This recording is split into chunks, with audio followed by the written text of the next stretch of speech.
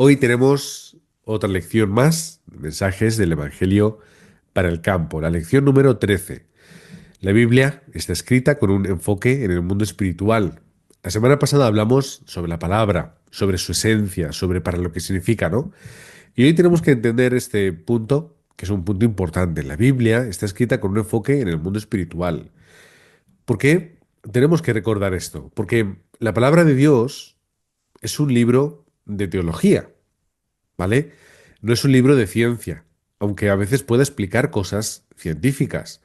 Tampoco es un libro histórico, un conjunto de libros históricos, aunque contiene mucha historia y contiene cronologías.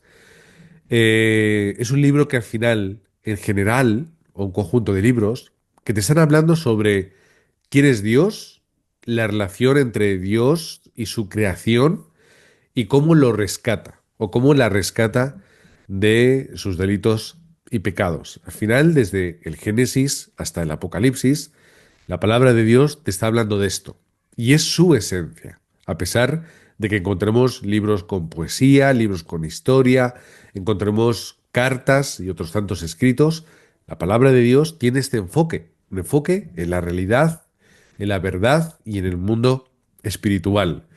Y ahí es donde nosotros tenemos que hacer hincapié, no únicamente en la palabra, en lo escrito, en las letras, sino en el espíritu, es decir, la esencia del escrito bíblico, que es lo que tiene que prevalecer. Eh, Nosotros podemos estudiar y debemos estudiar las escrituras, pero con el cuidado de no olvidarnos de que al final el propósito de la palabra de Dios, de la Biblia, es que entendamos y podamos tener victoria en nuestra vida espiritual. Para ello vamos a leer en Hebreos capítulo 11, versículos del 1 al 6. Lo tenemos ahí, lo podemos leer todos juntos. Es pues la fe, la certeza de lo que se espera, la convicción de lo que no se ve, porque por ella alcanzaron buen testimonio los antiguos. Por la fe entendemos haber sido constituido el universo por la palabra de Dios, de modo que lo que se ve fue hecho de lo que no se veía. Por la fe, Abel ofreció a Dios más excelente sacrificio que Caín, por lo cual alcanzó testimonio de que era justo, dando Dios testimonio de sus ofrendas, y muerto aún habla por ella. Por la fe, Enoc fue traspuesto para no ver muerte, y no fue hallado porque lo traspuso Dios. Y antes que fuese traspuesto, tuvo testimonio de haber agradado a Dios.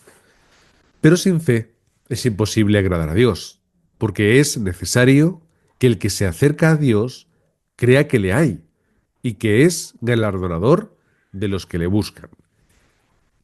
Esto es un poco este libro, Hebreos, y en este capítulo, el 11 y en otros momentos, te habla mucho de la fe. Y recordamos el término los héroes de la fe, aquellos que tenían una gran fe, como por ejemplo podía ser Abraham. Aquí te habla de Abel, la de Enoc, personajes del Antiguo Testamento que eran reconocidos y recordados por la gran fe y por la justicia de su vida y de sus actos. Ellos creían y ellos tenían esa fe importante. Y me gusta mucho este versículo que dice, de modo que lo que se ve fue hecho de lo que no se veía. Es decir, la realidad que nosotros vemos, entendemos y experimentamos todos los días de una forma diaria está hecha de aquello que no se ve. Y al final, aquello que no se ve es lo que genera, es lo que crea, es lo que tiene poder para sustentar, para destruir, para que aparezca algo, para que desaparezca. Es decir, el poder de Dios y la realidad de Dios es infinitamente más grande e importante que aquello que podemos ver, escuchar o tocar. En nuestra vida nos pasa lo mismo, es decir, nosotros pasamos por circunstancias, pasamos por hechos, por problemas, y todo eso que podemos ver o que podemos tocar o que perciben nuestros sentidos no es más grande que el Dios soberano y todopoderoso que está a nuestro lado. Y al final de esos textos te dice, sin fe es imposible agradar a Dios porque es necesario que le creamos para poder acercarnos a Él. Es decir, Una relación entre nosotros y Dios requiere de la fe, obviamente, porque si yo no creo que está, ¿cómo puedo relacionarme con Él? Si yo no creo en ese Dios todopoderoso, ¿cuál va a ser mi relación con Él y cuáles van a ser mis respuestas en mi día a día? ¿Cuál es el problema? El problema es aquel que vive una vida de religión, religiosa o en religiosidad, y que hay muchas cosas que no contempla. Por ejemplo, una persona religiosa, por muy, por muy recta que viva, al final va a olvidar aspectos que son esenciales para ella. Por ejemplo, el mundo espiritual, la creación, la caída, ángeles, demonios, la realidad espiritual, la oscuridad del mundo, la creación y la caída del ser humano. Es decir, cómo el ser humano es creado. Y el ser humano es creado para estar con Dios. Y luego el problema espiritual, la caída del hombre y toda la consecuencia que hay. La Biblia te habla de esto de principio a fin. Te habla de Dios como el hacedor, como el protagonista. Te habla de ese gran antagonista que es la oscuridad, que son los enemigos, los pueblos que se levantan en contra de Israel, etcétera. Y luego habla de las personas, los que estamos en medio y estamos del lado de Dios y otros que viven en el mundo perdidos. Esta es la esencia del texto bíblico. Sin embargo, la persona religiosa, ¿qué es lo que va a ver? Ah, pues hay leyes, hay mandamientos, tenemos que obligar a estas personas, tenemos que hacer esto otro, tenemos que señalarles con el dedo.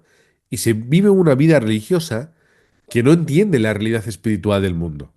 Tampoco el pecado original. ¿Qué es lo que piensa la persona religiosa? Lo que tengo y lo que no tengo que hacer. Lo que es bueno y lo que es malo. Lo que dice la palabra o lo que supuestamente no dice la palabra. Si vivo de una forma correcta o no vivo de una forma correcta. Pero no entienden la profundidad del pecado original, del estado del ser humano, de su oscuridad, de la atadura en su naturaleza y de todo lo que conlleva el pecado. Solo nos fijamos en que esa persona ha dicho o ha hecho algo, pero no nos paramos a pensar en por qué lo ha hecho, cuáles son sus situaciones, cuál es su realidad de vida, por qué está haciendo estas cosas. Nos quejamos y señalamos con el dedo porque una persona fuma.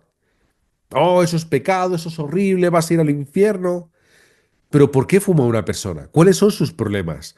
¿Cuál es su situación? ¿Por qué esa persona necesita fumar?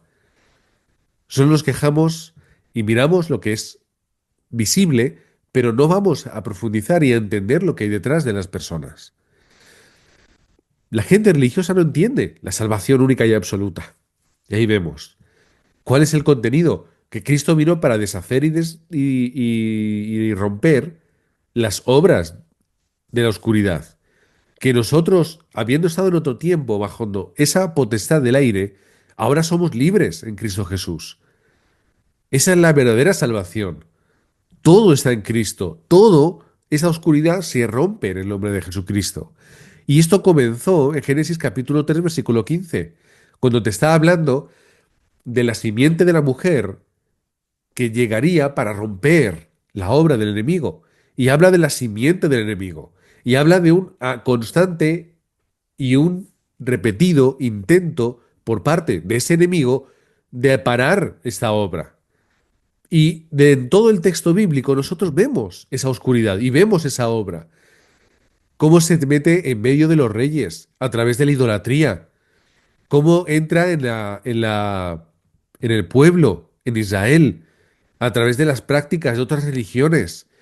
Cómo hace eso que el pueblo de Dios descarrile y caiga en problemas. Cómo hace esta obra y esta labor. Cómo Satanás se mete, por así decirlo, en el corazón de Saúl, le atormenta y aunque David le ayude con sus salmos y con su música, es una persona que luego es capaz de, por celos, intentar matar a David. Es la oscuridad que llega desde Génesis 3 y recorre todo el texto bíblico hasta que en la cruz es pisado por la cabeza de por la cruz pisa la cabeza de la serpiente. Y vemos que la serpiente se sigue moviendo. Porque cuando leemos después, en los textos que son después de la crucifixión, tanto en los evangelios un poco como luego Hechos y las cartas, vemos la oscuridad del mundo, pero ya una oscuridad que responde y que obedece cuando se proclama el nombre de Jesucristo. Y ese nombre es el que tiene poder. Y comienza Génesis capítulo 3 versículo 15. ¿Cuál es el método? El método es Cristo. ¿Por qué? Porque Cristo no solamente estaba desde el principio, Génesis, pero Juan 1 en los primeros versículos, fueron hechas todas las cosas por Él. Era Dios mismo el que bajó y era la luz de los hombres, como dice el texto. Y al final nos queda esta gran respuesta. Es que si nosotros creemos y aceptamos el nombre de Jesucristo, seremos salvos. De eso es lo que te estaba hablando el capítulo 1 del Evangelio de Juan. Es que solamente es el único método que Dios ha, digamos que tenido en cuenta, que ha creado para poder salvar a las personas. No es, tienes que ir a la iglesia todos los domingos, o tienes que hablar bien, o tienes que ayudar a las personas. Es el método de Cristo que soluciona el problema del ser humano. Y esta es la respuesta de todo el mundo en el campo.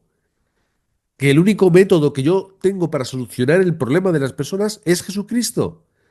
No es ni la obra social, ni la caridad, ni mi esfuerzo, ni mis buenas palabras, ni la política, ni la filosofía. No hay ningún otro método para solucionar este problema. Es el método de Cristo. Y si yo lo que hago en mi vida no funciona para proclamar y ejemplificar la obra de Jesucristo, es algo que no tiene valor. Y habrá gente que diga, bueno, pero ¿y no podemos ayudar a la gente a hacer obras de caridad? ¿No podemos tener obra social en la iglesia? Claro que sí. Pero eso no tiene que servir hacer el bien por el bien, sino que tiene que tener una finalidad, que es mostrar y hablar el mensaje de Cristo. Yo te ayudo, ¿por qué? Porque Cristo mora en mí. Yo te echo una mano, yo te doy esto que tengo, esta comida, esta ropa, porque es el mensaje de Jesucristo. Y tenemos que ayudar a las personas a entender esto. Cristo es el camino, la verdad y la vida. No hay otro nombre dado en el cielo, dado bajo el cielo a los hombres en el que podamos ser salvos. Es la unicidad. Cristo, único camino, única verdad y única vida. Y al final vemos el cumplimiento. Isaías 53, que empieza ya esta porción de Isaías, que empieza ya en el capítulo 52, por el versículo 12 o por ahí, hasta ya entrado el capítulo 53, que te está hablando del Mesías y te está hablando del Cristo que iba a venir. Y la forma en la que iba a venir es tal y como nosotros lo hemos leído en los evangelios y es la realidad. Es el cumplimiento de la palabra. Cree y acepta a Jesucristo y tendrás la bendición de ser hecho hijo de Dios. Es que Jesús llama a la puerta y espera que le abras, porque quiere entrar contigo, quiere morar en tu corazón, quiere iluminar tu vida. Y eso ocurre cuando tú aceptas a Jesucristo. Esto es lo que muchas veces el religioso no puede llegar a comprender o no puede llegar a enraizar. Porque está tan concentrado en la letra, tan concentrado en lo estricto, en lo que yo puedo hacer, en mi esfuerzo, en mi cumplimiento, en mi merecimiento, que no entiende la profundidad del texto, de la realidad bíblica, o sea, de la realidad espiritual y de lo que ocurre en las personas. Se habla mucho de lo que hay que hacer y lo que no hay que hacer, de lo que tenemos que esforzarnos y no tenemos que esforzarnos. Pero no se habla de esta profundidad y de esta necesidad. Cuando yo entiendo el mundo espiritual, todo lo que hemos hablado anteriormente, yo voy a darme cuenta de que hay religiones en el mundo. Y sí, todas hablan muy bien. Y todas tienen sus cosas interesantes. Cuando yo he viajado a Corea cantidad de veces y he ido a cantidad de templos budistas de todos los tipos, de todos los colores, en todas las regiones, porque es lo que te suelen llevar a ver. ¿Qué es lo que tú ves? Ay, pues es muy bonito. Y los templos suelen estar en lo alto de las montañas.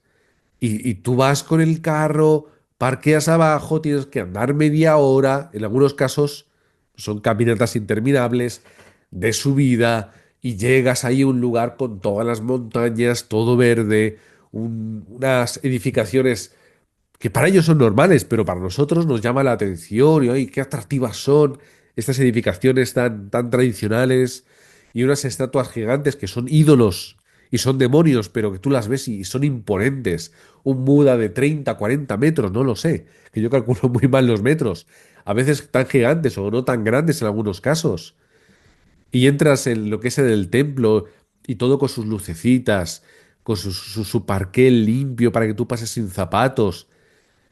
Qué atractivo es todo, qué bonito. En esos lugares que te llaman a la meditación. Muchas veces construidos los templos budistas en las bajadas de los ríos, pues siempre por tradiciones. A veces se habla de que un monje budista murió en lo alto de aquella montaña, entonces ese manantial que baja de agua lleva el poder y los espíritus de ese gran monje o ser, y que si tú haces no sé qué rituales en ese agua, todo esto lo hemos visto. Y a veces dices, oye, pues es que se respira paz en estos lugares. Es que aquí en la naturaleza, al lado del río, con el sonido de las aguas chocando con las piedras, qué bonita es la religión. Y vas y sí, hay que meditar, hay que hacerse uno con la creación, porque la creación es una en general, y tú te puedes hacer así, bueno, te explican un montón de cosas, y qué bonito es todo. Qué interesante. O el catolicismo, qué bonito es el catolicismo. En algunos casos, ¿por qué? Porque la obra social, y está Caritas, y está por aquí, y está esto, y lo que hacen y lo que no lo hacen, y cómo hablan del amor y del cariño y de muchas cosas, y oye, qué bien el catolicismo en algunos casos. Y podemos ir a buscar otras religiones diferentes. El Islam tiene cosas muy buenas, todas las religiones. Pero al final, ¿qué son todas las religiones? Son los intentos del ser humano de intentar llegar a Dios. A veces lo explicamos como las religiones monoteístas o las religiones del libro. Pues sí, bueno, pues los judíos hablan de Yahvé, los cristianos de Dios, los musulmanes de Alá, los budistas hablan de Buda. Luego otras religiones también orientales pues tienen miles de dioses, al igual que que en la India, politeístas, cientos, miles de dioses, para aquí, para allá, esto, lo otro. Hacen dioses de cualquier cosa, cogen un árbol, lo tallan un poco, una figura, ya es un dios. Vamos a alabar a ese dios. La gente, como os he dicho, suben montañas, hacen cantidad de cosas. ¿Para qué? Para llegar a esos lugares, arrodillarse ante esas estatuas y ganar el favor de los dioses. Todas estas cosas se pueden ver, están a nuestro alcance. Seguro que en el lugar donde vivimos habrá templos budistas y lugares donde podamos ir y conocer todo esto. El esfuerzo del hombre por encontrarse con Dios, que Satanás dirige y gestiona para que mientras que ellos piensen que están llenando el vacío existencial que existe, valga la redundancia, estén perdidos en idolatría y problemas de demonios. Sí, sí, bueno, tú llámalo Dios, llámalo Alá o llámalo como tú quieras, pero adora a esta estatua, adora a esta entidad, hace estas cosas. Y Satanás está contento, porque la gente pensando que está haciendo lo correcto, está cayendo en idolatría, en problemas espirituales, se hacen uno con los demonios, como habla Pablo en Romanos. ¡Ay! No caigáis en idolatría porque no quiero que os hagáis uno con los demonios. Pero esta es la realidad. Las religiones sirven por parte de Satanás para que el ser humano piense que está alcanzando a Dios, sin embargo está cayendo más y más en un pozo lleno de oscuridad. El legalismo del que hemos hablado antes, no vamos a caer en la redundancia. El tercer punto, adoración a los ídolos. Todas las religiones adoran ídolos. La idolatría es obvia en las personas. Al final, ¿para qué es el ser humano? Bueno, hay un problema aquí muy grave. Y el mundo está así. Y como no se entiende el mundo espiritual, caemos en estas cosas. Y este es el mundo en el que estamos ahora. Bueno, pero es que hay mucha gente que es atea. El ateísmo también es una religión. También tiene sus normas, tiene sus credos y tiene sus creencias. Yo creo que no hay Dios. Es mi creencia. Y juntos estamos otros ateos que nos abrazamos y creemos en lo mismo. Hay gente que por lo menos dice, bueno, yo soy agnóstico, yo hasta que no se me, no se me explique o yo lo vea, no voy a creer en ello, ¿no? Pero es el problema en el que nosotros estamos en este mundo. Ahora, el pueblo de Dios también pierde esa respuesta. El problema ya no es solamente que el mundo lo haga, sino que también es el pueblo de Dios el que pierde esa realidad. Perdemos el mundo espiritual, perdemos la realidad que hay detrás nuestra. Y esto ocurrió en Egipto. En Egipto, el pueblo de Dios pierde su identidad. En vez de ir a la tierra prometida, ¿qué es lo que hacen? Donde Dios envió a Abraham para, en ese lugar, hacerle padre de multitudes. Van a Egipto, os acordáis con José, pero no vuelven a su hogar. ¿Por qué? Porque Egipto es más fácil. Porque Egipto te da más cosas. Porque Egipto podemos comerciar más. Los hacemos uno con los egipcios. ¿Hasta qué? Hasta que llega este problema. El pueblo de Dios olvida, el pueblo de Dios pierde su identidad, caen como esclavos. ¿Qué es lo que tuvo que hacer Dios? Sacarles de Egipto y volverles a llevar a Canaán, que es donde ellos tenían que estar. Pero mis comodidades, mis pensamientos, lo que es obvio a mis ojos, era más importante que la palabra de Dios. Por eso tenemos que llegar al Éxodo capítulo 12, en el que después de la Pascua sale el pueblo de Dios, salen fuertes, llevándose las riquezas de los egipcios y de las egipcias, y salen cantando gloria a Dios.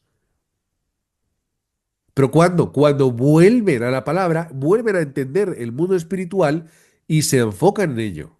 Aún así, 40 años para que pudiesen resetear su perspectiva y entender más correctamente ese mundo espiritual. En épocas de reyes, en épocas de reyes también ocurrió esto. Ocurrió mucho en el libro de los jueces, pero podemos ver en Primera de Samuel 7 que Samuel tiene que llevar al pueblo otra vez a reunirlo en Mizpa y a volverles a decir que si no ponen la palabra de Dios en el centro de su vida y de su corazón y de la nación, van a caer, van a sufrir y van a morir. Y ahí ellos entienden, es verdad, hemos perdido la realidad espiritual, hemos perdido la palabra de Dios, hemos perdido la realidad, estábamos viendo los ídolos y veíamos los templos y queríamos cosas materiales y buscábamos nuestras propias riquezas y hemos olvidado la realidad y la verdad de la palabra. Y Samuel tiene que llevarles a recordar en Mizpa esta realidad y esta verdad. Y dice la palabra que mientras que Samuel estaba juzgando, como dice el texto bíblico, estaba como juzgando, como si fuese un juez que lidera y que gobierna al pueblo de Dios, haciendo labor de profeta, los filisteos no pudieron con Israel. Y mira que atacaban estos pueblos, eran pueblos en general. No pudieron contra Israel. ¿Por qué? Porque volvieron al lugar donde les pertenecía y donde Dios les guardaba y les protegía. Contra los asirios, ahí tenemos muchos textos que podemos ver. Luchas en cantidad de ocasiones. Una, un tiempo en el que los asirios tomaron a Israel como esclavos. Los tomaron. ¿Y volvieron cuándo? Cuando el rey, y ahora se me ha olvidado el nombre del rey, así que no lo... Perdonadme, pero bueno, como están ahí los textos escritos, luego los podéis leer, hasta que un rey se levanta, rey del reino del sur, y le dice, Señor, libéranos porque tú eres nuestro Dios, solamente tú lo puedes hacer.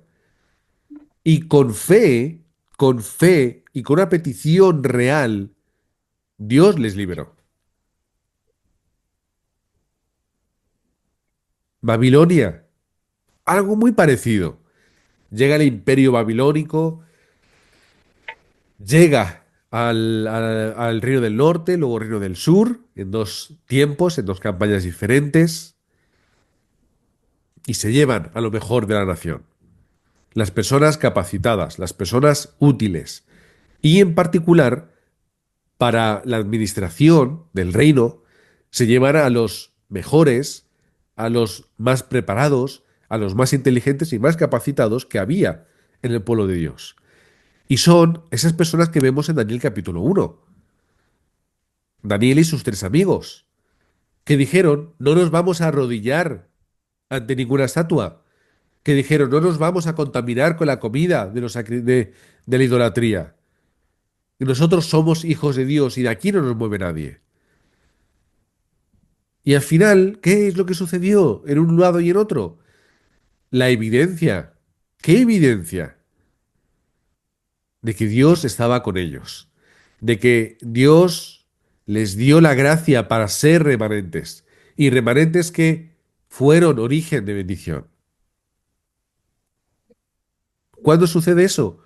Cuando caemos y nos olvidamos de la realidad espiritual, pero Dios siempre responde. De gas. ¿Mm? ¿Esto es caca de gas o qué? ¿A dónde? Posteriormente, Ay, nosotros no, Dios también lo mío. podemos ver eh, con Grecia y con Roma. Y aquí es donde vamos a lo que denominamos el periodo intertestamentario, es decir, entre los testamentos, Antiguo y Nuevo, hay un silencio de 400 años. ¿Qué sucede en esos siglos? Pues lo que sucede, entre otras cosas, es que llega, bueno, lo que hoy entendemos como Grecia, el imperio griego o greco-macedonio, a las manos, bajo el liderazgo de el gran emperador Alejandro Magno. Y llegan y conquistan toda la región. Y toda la región ya está bajo el poder de los griegos. Y no solamente bajo el poder, sino que ellos transmiten y dejan como una herencia su vida, su perspectiva y su estatus. Y cuando nosotros leemos el Nuevo Testamento, lo hacemos sobre, o digamos que en una sociedad en la que para ellos lo más importante era ser como los grandes griegos. Todo lo que tenía que ver con la civilización griega era para admirar y era para imitar. Era importante ello. Y ellos querían vivir como ellos. De hecho, fijaos el punto en el que, habiéndose ya ido los griegos y habiendo sido Roma la que reconquistó toda aquella región, no se hablaba latín. Bueno, se hablaba, claro que hablaba latín. Se hablaba griego. ¿Por qué? Porque se estableció como una especie como de de cultura base y admirada por todos, que ni siquiera el Imperio Romano pudo tapar. Y es que el propio Imperio Romano, pues también se nutre mucho de la cultura y de las perspectivas griegas.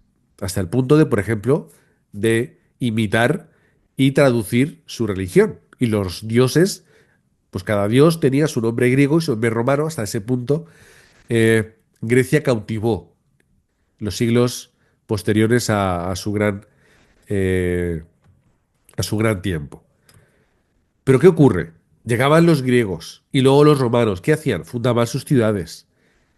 Levantaban a gestores, que eran marionetas, para que se ocupasen de, oye, yo quiero mi dinero, yo quiero mis recursos, y que todo esté tranquilito, ¿eh? Y me lo envías a Roma y ya desde Roma ya yo gestiono.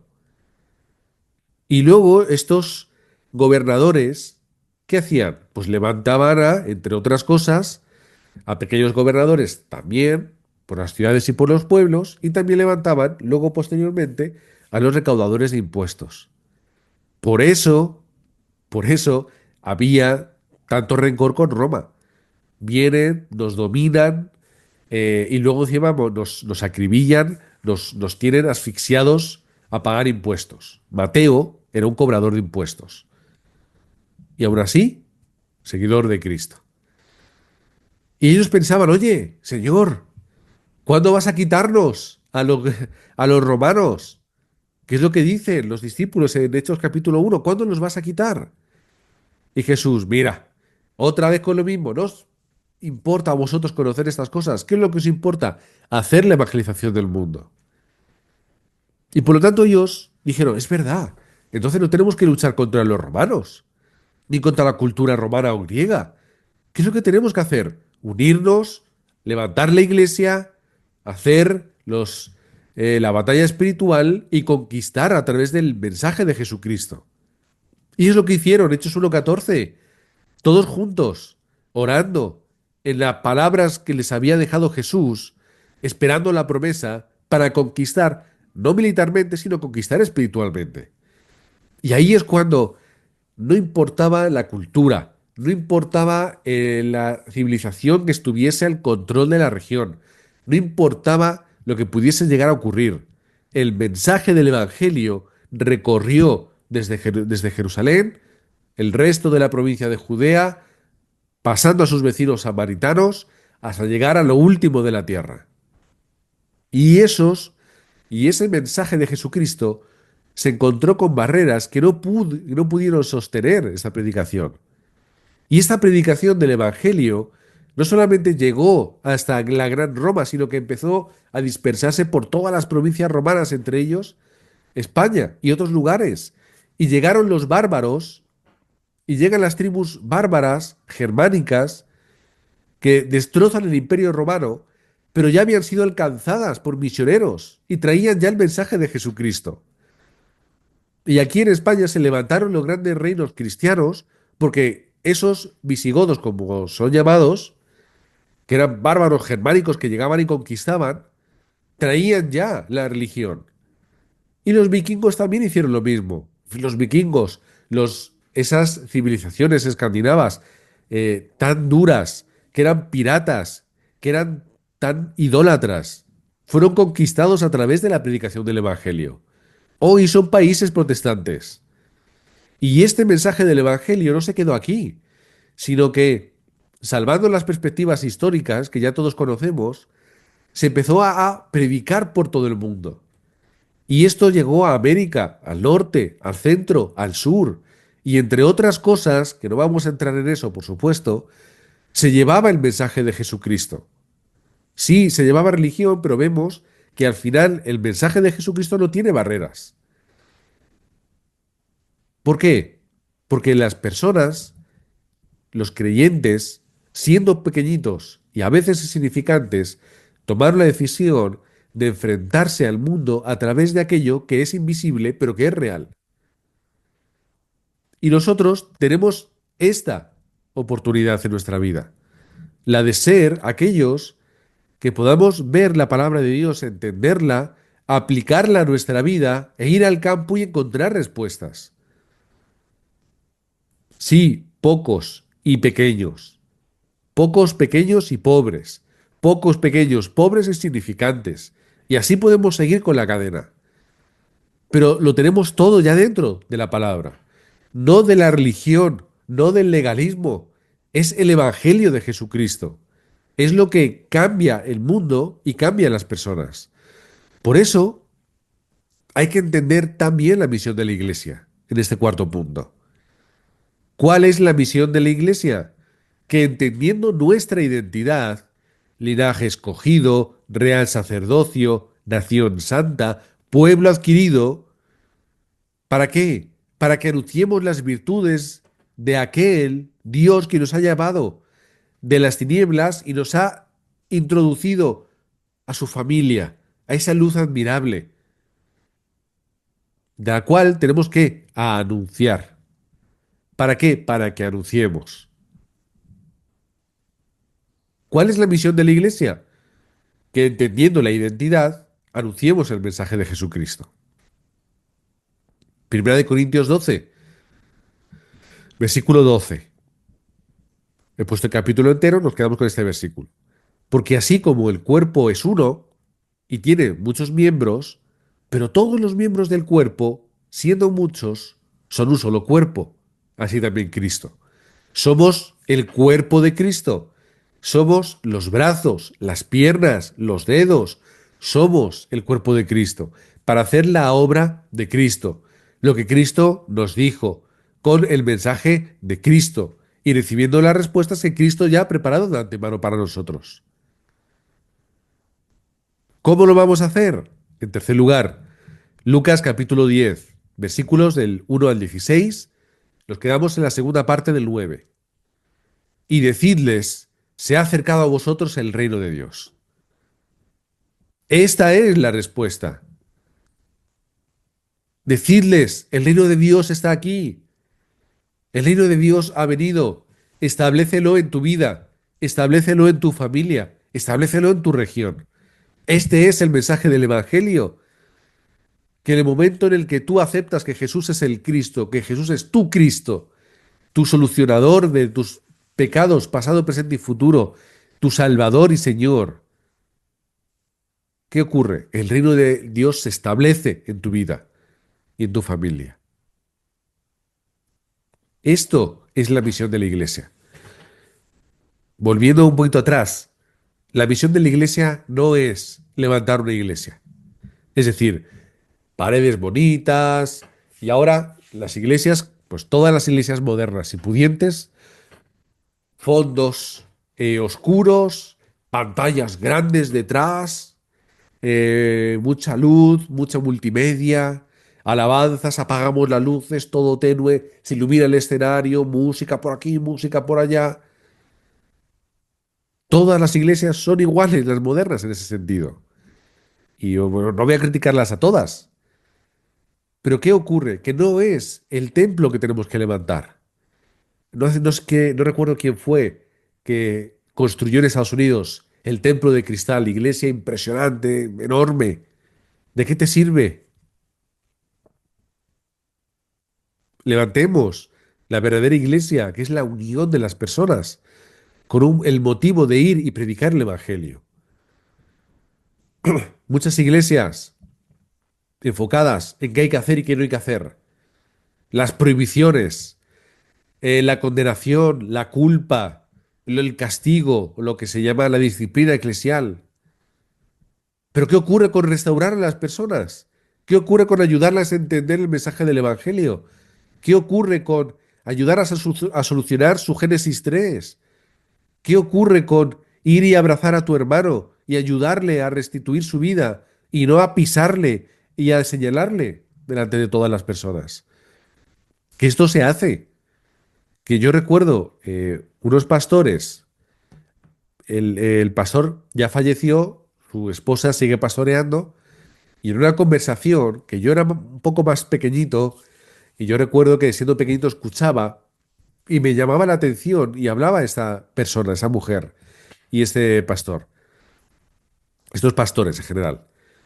No, no, ya ha pasado esto en la iglesia. Y un hombre y una mujer han cometido adulterio y, y tuvieron un encuentro sexual. ¿Y qué es lo que hemos hecho? Pues hemos hecho bla, bla, y además en el día, el domingo, en el culto, los hemos puesto ahí delante. Y hemos dicho lo que han hecho. Y no sé qué, no sé cuántos. ¿Por qué? Porque hay que hacer esto y hay que no sé qué. Y a mí me explotaba la cabeza ya en ese momento. Digo, madre mía. O sea, el día que yo me equivoque en la iglesia me van a hacer lo mismo, pensaba. Y digo, yo no quiero nunca esa iglesia. Porque no me van a ayudar a restituir el problema espiritual, no me van a ayudar a que yo vuelva a colocar los cimientos correctos del Evangelio, me van a matar. No literalmente, pero sí emocionalmente. Mi reputación, todo, lo van a consumir. ¿Cómo yo voy a mirar a la gente en la iglesia otra vez a los ojos? Me tendré que ir a otro sitio. Yo pensaba así, Dios, si un día me ocurre algo, que en aquellos momentos yo no pensaba en que me ocurriese algo parecido, porque era muy jovencito, pero madre mía, el día que yo me equivoque, ¿qué será de mí? ¿Por qué? Legalismo, el legalismo, la religiosidad. Ay, hay que hacer eso, hay que hacer lo otro. Hay que ir todos los domingos a la iglesia a tal hora y así, porque si no, que oye, hay que hacerlo. Es decir, hay que ir a la iglesia, hay que ser puntuales, pero hay gente que solo sabe hacer eso. Son estupendos todos los domingos, a la misma hora, sentados en el mismo banco. La religiosidad de las personas. Yo tengo en la iglesia personas así. y que luego no se levantan como obreros. No quieren ayudar, no quieren trabajar, no quieren avanzar. Y ahí su vida, ¿qué es? Voy, estoy, escucho, me vuelvo a mi casa y ala, a hacer mi vida. Pero la misión de la iglesia no es esa. La misión de la iglesia es encontrar a los que están perdidos en el campo y a llevarles a un lugar seguro, que es el mensaje del Evangelio. Es a rescatar al que sufre y al que lo pasa mal. Por eso os bendigo en el nombre de Cristo. Para que vuestras iglesias, que no las conozco, al menos no todas, os podáis levantar como obreros, que ayudéis, que prediquéis, que levantéis el sistema del Evangelio. Ay, pastor, pero es que en mi iglesia no se hace esto, esto o esto. Pues empieza tú a hacerlo. Sé tú la persona que promueva aquello. Si en la iglesia no se hace evangelismo, pues ya sabemos quién lo va a hacer. Habla con el pastor, pastor, empezamos el evangelismo, venga, yo me ocupo, yo hago, yo animo a las personas, esto y lo otro. Sed vosotras las personas que os levantéis y que hagáis lo que falta en la iglesia, sin juzgar, sin señalar, sin, hay pastor, es que esto y lo otro, es que no haces bien, es que no se te olvida, es que no, simplemente, pues oye, yo tengo el conocimiento, tengo la gracia, yo hago, o yo ayudo, o colaboro. ¿Para qué? Para que la iglesia pueda ejecutar y pueda cumplir con la misión por la que ha sido llamada. Y de esta forma podremos hacer la evangelización del mundo. Vamos a orar. Padre, gracias porque nos has llamado como obreros para hacer esta evangelización. Gracias, Padre, porque tú nos has puesto en nuestro corazón a hacer esta labor. Y esta labor que sirve para salvar y sanar a este mundo. Oramos, Padre, para que nos mantengas fuertes en esa vanguardia de la batalla, en esa primera fila en la cual nosotros queremos tomar ese arma, que es el mensaje del Evangelio, y acudir a hacer la batalla espiritual. Gracias, Padre, porque tu palabra nos habla de esta realidad, nos habla de esta batalla espiritual, pero también nos habla de la victoria en Jesucristo. Y en ella es en la que tenemos total confianza, en que en el nombre de Jesucristo es lo que tiene poder en este mundo y es lo que va a cambiar esta cultura y esta sociedad. Oramos en el nombre de Jesucristo. Amén.